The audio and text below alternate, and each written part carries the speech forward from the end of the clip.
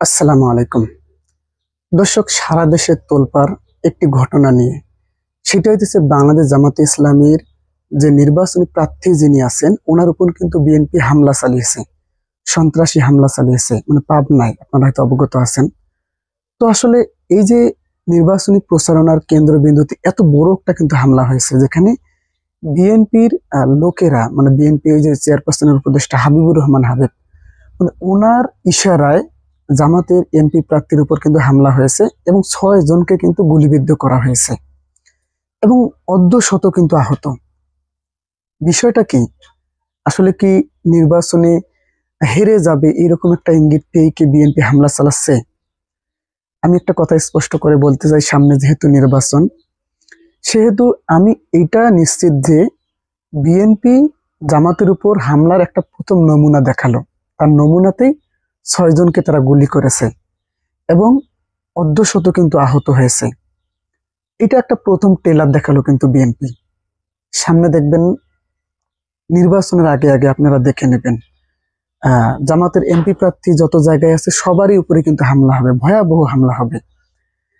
পাবনায় যেভাবে হামলা হয়েছে তার চেয়ে কয়েক গুণ বেশি কিন্তু হামলা হবে। এখন এটা সামনে জাতীয় নির্বাচন, যেহেতু বিএনপি ভয় দেখাতে চাইবে জামাতকে। ভয় দেখিয়ে তারা যেভাবে হোক না কেন ক্ষমতাটা তারা কিন্তু নিজের আয়ত্তে আনতে চাইবে, এই জন্য হামলা চালাবে তারা। আপনারা এই যে পাবনায় ঘটনা দেখেন নাই, যেখানে বাংলাদেশ ইসলামী ছাত্র শিবির বিএনপি চেয়ারপারসন খালেদা জিয়া অসুস্থ, আপনারা হয়তো অবগত আছেন।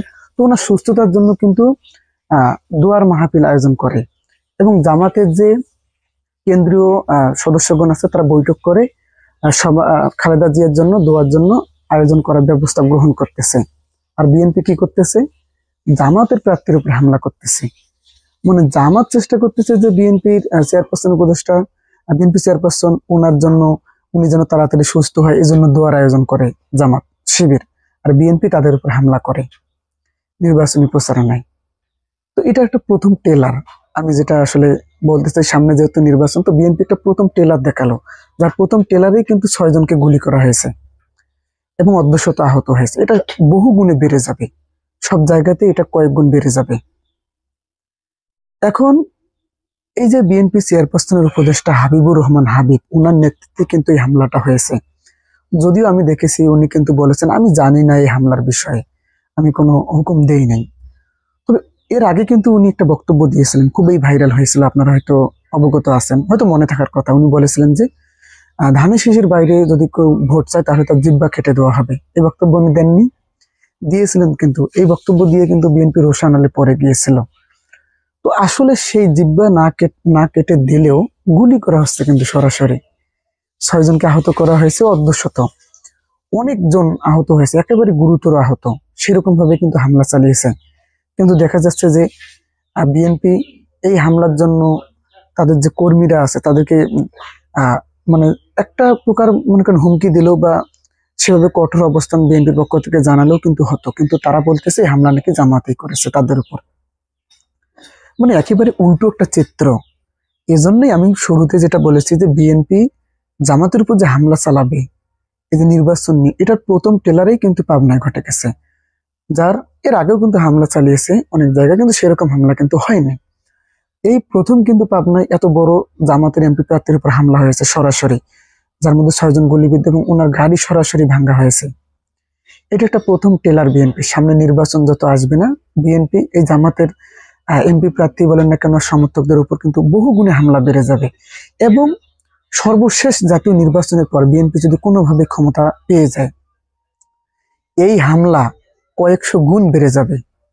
আমি কিন্তু এর আগেও অনেকবার বলেছিলাম যে ওই যে বিএনপির এই যে আমাদের পঞ্চগড় জেলা বিএনপির যুগ্ম আহ্বায়ক একটা বক্তব্য দিয়েছিলেন, যেখানে পরে উনি অবশ্য ক্ষমা চেয়েছেন।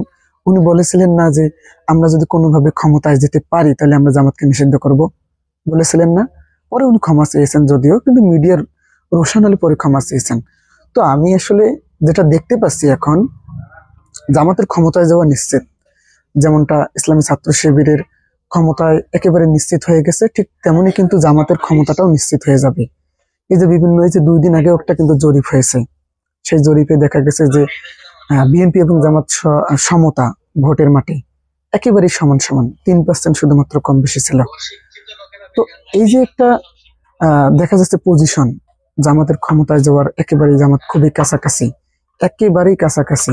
তো সেই অবস্থা বিএনপিকে আসলে অনেকটা টেনশনে নিয়ে যাচ্ছে, বিএনপিকে আসলে ভাবিয়ে তুলছে। বিএনপি এই যে তারেক রহমান দেশে আসতে পারতেছেন না, আপনি কি শুধু মনে করেন যে তারেক রহমান আওয়ামী লীগের ভয়ে দেশে আসে না, জামাতের ভয়ে কি দেশে আসে না? না, এমনটা কিন্তু নয়। বরং তারেক রহমান দেশে আসে না কিন্তু তাদেরই নেতা কর্মীদের একাংশের ভয়ের কারণে। আপনারা দেখেন না বিএনপি দুই গ্রুপের কিভাবে দ্বন্দ্ব সৃষ্টি হয়। তো এই ভয়ে কিন্তু তারেক রহমান দেশে আসে না, যদিও খুব শীঘ্রই তিনি দেশে আসতেছেন। কেননা দেশে না আসলে কিন্তু তিনি কিন্তু নির্বাচনে দাঁড়াতে পারবেন না, প্রার্থী হতে পারবেন না। এজন্য খুব শীঘ্রই দেশে আসবেন। কিন্তু দেখা যাচ্ছে যে জামাতের ক্ষমতায় যাওয়াটা আসলে খুবই কাছাকাছি। জামাতে বিশেষ করে হিন্দু প্রার্থী দিয়েছে এবং মহিলা প্রার্থীও দিয়েছে, এবং এই যে শিবিরের যে নেতাগুলো যারা ছাত্র সংসদ নির্বাচনে জয়ী হয়েছে তাদেরকেও কিন্তু জামাত নির্বাচনে নিয়ে আসতেছে, যেহেতু জামাতের আসলে ক্ষমতায় যাওয়া খুবই কাছাকাছি। তো সেখান থেকে আসলে বিএনপির এটা একটা টেনশনের কারণ। এই জন্যই কিন্তু যার প্রথম টেলার দেখালো বিএনপি কিন্তু এই পাবনায় জামাতের এমপি প্রার্থীর উপর হামলা চালিয়ে, এটা আরো কয়েক গুণ বেড়ে যাবে সামনে নির্বাচন আস্তে আস্তে। তো দর্শক, আসলেই এইভাবে হামলা চালিয়ে জামাতের এমপি প্রার্থী সমর্থকদের এইভাবে ভয় দেখিয়ে কি বিএনপি ক্ষমতায় যেতে পারবে? আপনি কি মনে করেন? অবশ্যই অবশ্যই আপনাদের মন্তব্যটি কমেন্ট করে জানাবেন। ধন্যবাদ। আসসালামু আলাইকুম।